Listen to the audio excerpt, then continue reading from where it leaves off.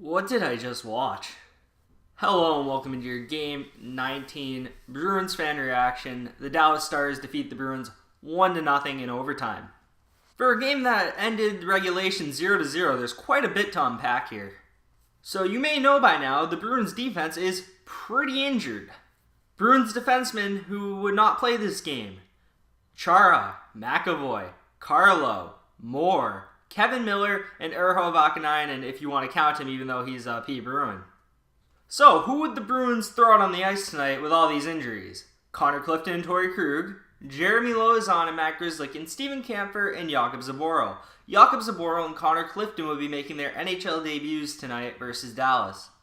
Now, before making the excuse, we had no defense, so we lost, let's look at Dallas's defense. You have Esa Lindell and Julius Honka, Miro Heiskanen and Roman Polak, and some guy named Bayreuther and Hanley. So right off the bat, you look at these two defenses and you're thinking this game had to have ended like 7-6, 8-7, like something ridiculous.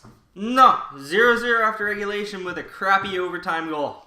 The Bruins defense has combined for 668 games combined played in the NHL, most of them belonging to Torrey Krug, and probably Steven Kampfer and Matt Grzelcyk pulling up the other end of that. Dallas's combines for about 300 more at 993.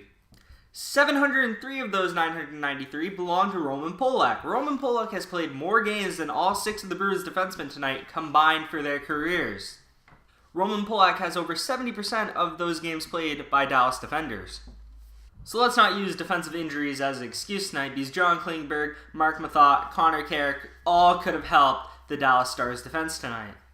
Also, when you let up 0 goals in 60 minutes regulation, you can't really blame the defense too much, even though the Bruins defense tonight didn't look that great. The goaltenders tonight would be Tuukka Rask, coming back from his short leave of absence, glad there was nothing to worry about there, and Ben Bishop, who is a very tall man in the Dallas net. So the game would start and Dallas would get an early chance from Pitlick, who would shoot the puck at Tuukka Rask. The puck would trickle behind him, go on line, but Torrey Krug would clear it off and put it under Tuukka and save a disastrous early first goal, which could have really set the Bruins back here. Bayreuther, which I believe is his first ever NHL game, goes to the box for tripping, and the Bruins go to a power play, but they cannot get anything on this power play. Kuraly would go to the box for a cross-check after he actually, I believe, got his stick held. A little frustration there, a small little cross-check, weak call, but the Bruins go to the penalty. Pitlick would then be called for an even weaker call for interference, which it wasn't a penalty at all. It felt like maybe a makeup call. I don't think refs really do that, but you never really know. It was just seemed very weak and weird. It was on the power play, so 4-on-4. The Bruins would then go to the power play, but again would get nothing on the power play. Jakub Zboril does something productive, and he takes down Jamie Benn, and then Alexander Radulov goes for his head. What you like to see, though, is when Radulov goes after Zboril, Steven Kampfer's right there to get into Radulov's face, because he doesn't want him going after the young NHL player. Zboril later would have a really bad turnover that I believe went to Tyler Seguin. Tyler Seguin got stopped by Rask, but a really bad turnover by Zboril, kind of holding the puck kind of like a hand grenade tonight. I didn't really think Zboril was that impressive. First NHL game, might have had some jitters early on, but I didn't think he was that great with the puck. Defensively, I thought he was fine, but with the puck, I wasn't a big fan of Zboril. Rask will make another big save on Seguin in the slot, and Rask had a great night tonight. I'll talk about that more later. Then, right before the period ends, Radek Faksa gets a chance right in the crease, basically empty net, and he hits the post, and the Bruins get another lucky break with the puck being clearly behind Tuukka and a Dallas Stars player not being able to put the puck away, and I can't believe he hit the post on this one. Radek Faksa is going to be seeing this one in his sleep. The period comes to an end at an even 10 shots apiece for both sides, and it felt like this game was going to blow open. It really did. Neither team was looking too good defensively or with the puck. It felt like there were going to be massive amounts of opportunities, and it's shocking how this game would go. If you want to talk about something that will give you a panic attack, at the beginning of the second period, Radek Faksa drives Patrice Bergeron into the boards, and Patrice Bergeron immediately heads to the locker room.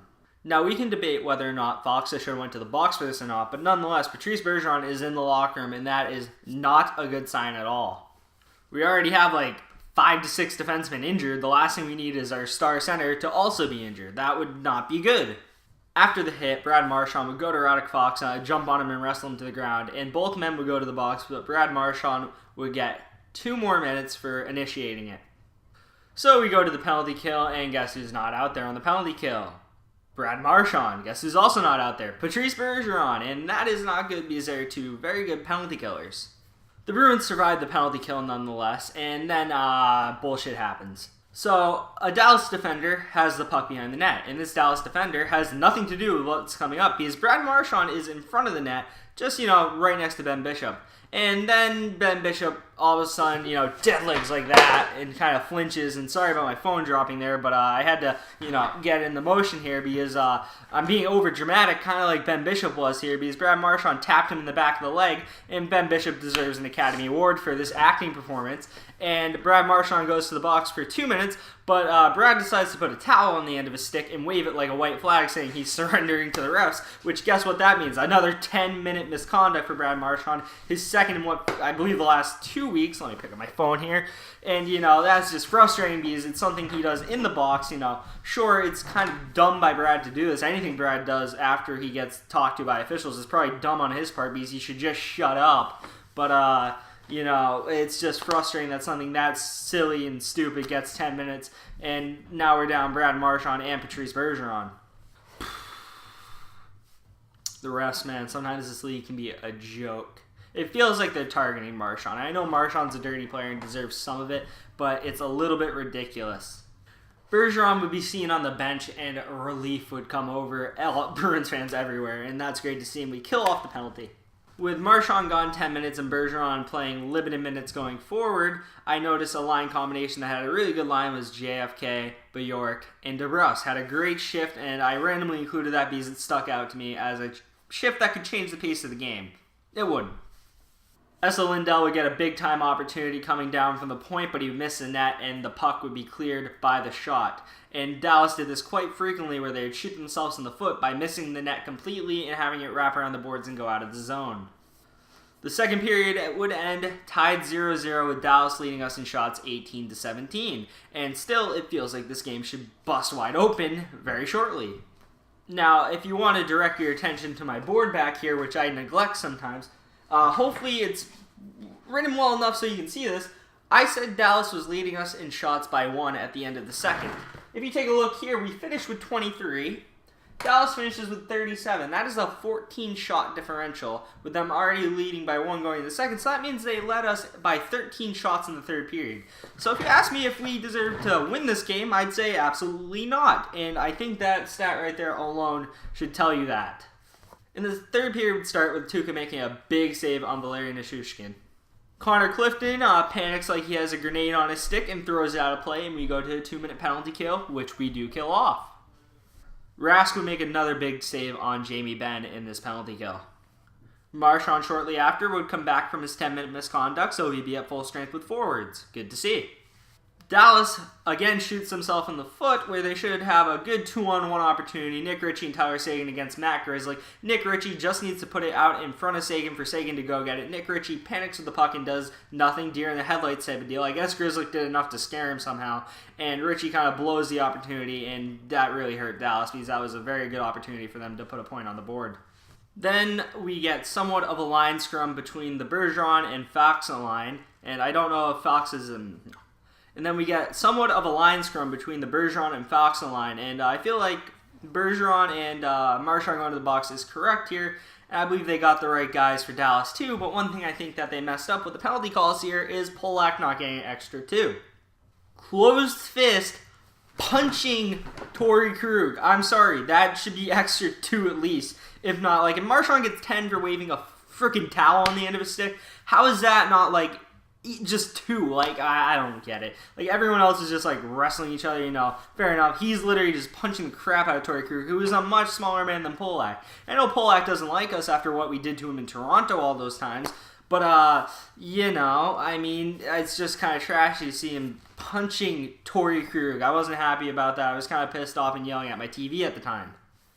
So then the game would become even more physical when Jason Spezza and Connor Clifton are behind the net exchanging words, and then Jason Spezza goes Paul Bunyan and slashes Connor Clifton in the leg. They talk some more, and then Connor Clifton and Jason Spezza decide to drop the gloves, and Connor Clifton rocks Jason Spezza and drops him.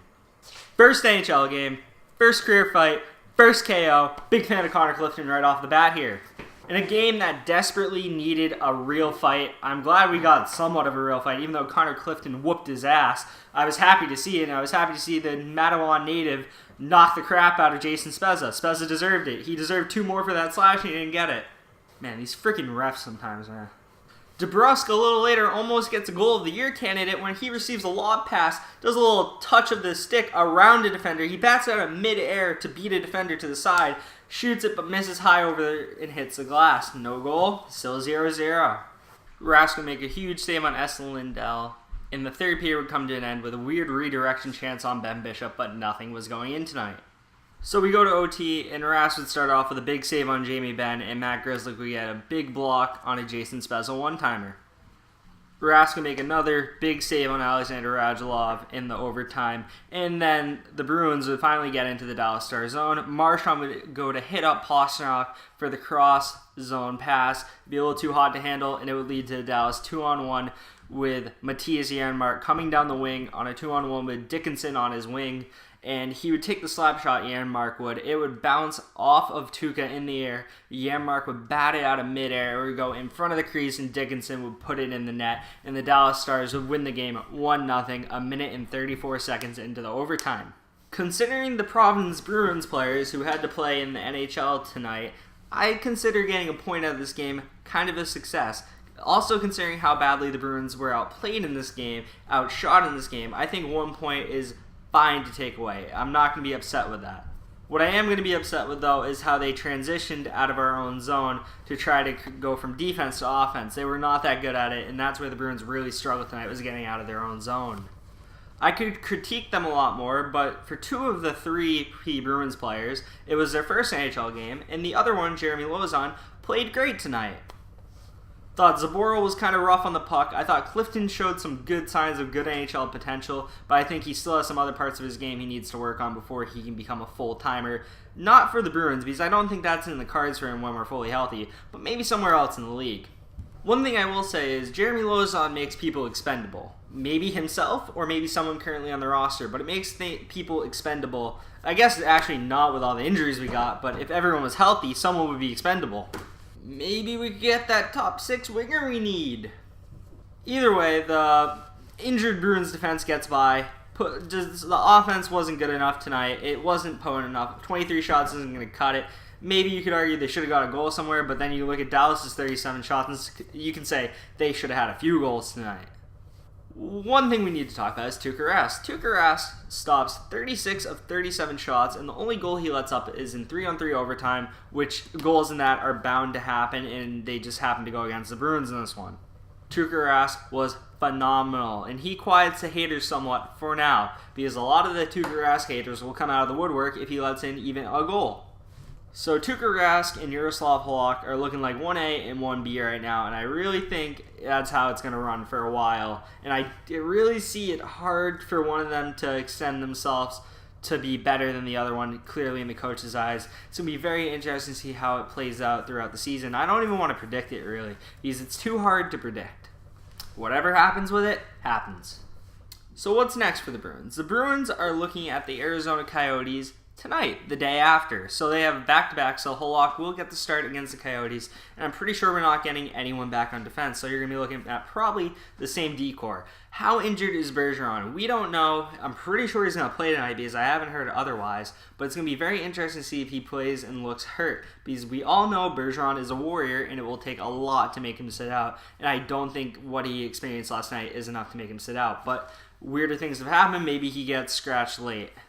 Overall, the Bruins in this game needed more help from their forwards defensively. They need more help from them to keep the puck in the zone, to take pressure off of their young defensemen, which they did not do a good enough job. And hopefully tonight in Arizona, they do a much better job so I don't have to talk about it. Because if they don't do a better job tonight, I'm going to be a little more overcritical of the Bruins, because I'm giving them a pass on this one because of the new faces on defense, the youngness of their defense, inexperience.